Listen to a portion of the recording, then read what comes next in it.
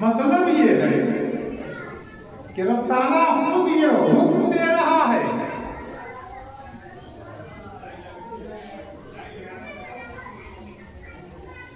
کہ میرے گھر کو صاف کر دو۔ گھر کو صاف کرنے کا مطلب یہ ہے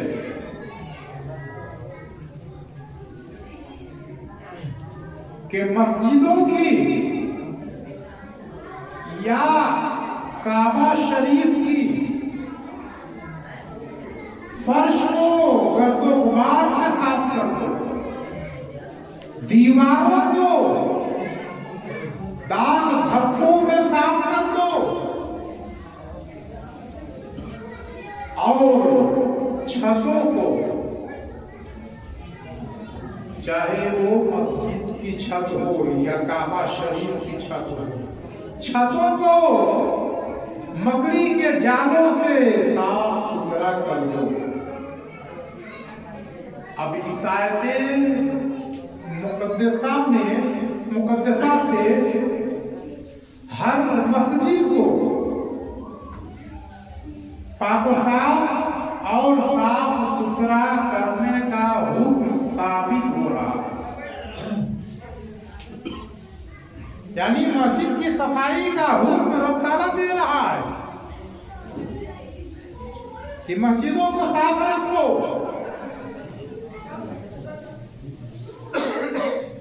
اور مسجدوں کی صفائی کے بارے میں بے شمار فضائل بھی ہیں۔ حدیث پاک میں ہے کہ جو مسجد کے فرش سے یا مسجد کے کسی حصے سے ایک تنکا بھی اٹھا کر باہر پھینک دے گا تو اللہ تبارک تعالیٰ اسے بے شمار ثواب عطا فرمائے گا۔ تو رب تعالیٰ قرآن مجید میں ارشاد فرماتا ہے کہ مسجدوں کی صفائی کر دو اچھے طریقے سے، اس لیے کہ مسجد اللہ کا گھر ہے اور اللہ کی عبادت کی جاتی ہے۔ ایمان والے اعتکاف کرتے ہیں اور نمازیں پڑھا کرتے ہیں۔ اب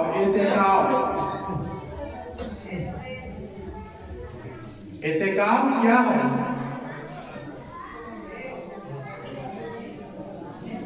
ہر سال اسی مبارک مہینے میں، یعنی رمضان مبارک کے آخری عشرہ میں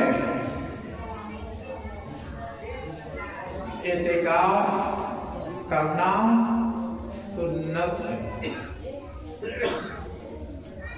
اور اعتکاف سنت مؤکدہ علی الکفایہ ہے۔ آپ کی بستی میں آج مسجد ہے، اگر اس بستی کے کا کوئی ایک شخص اعتکاف کر لیا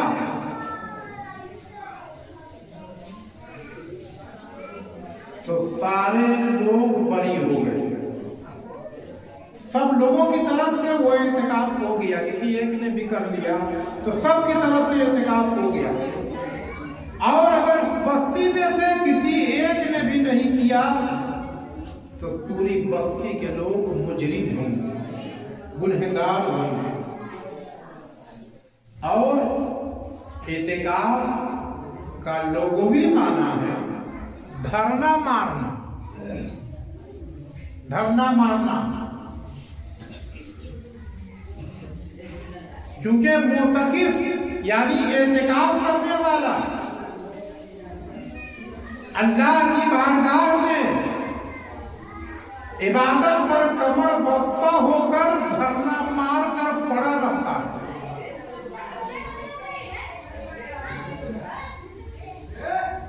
اور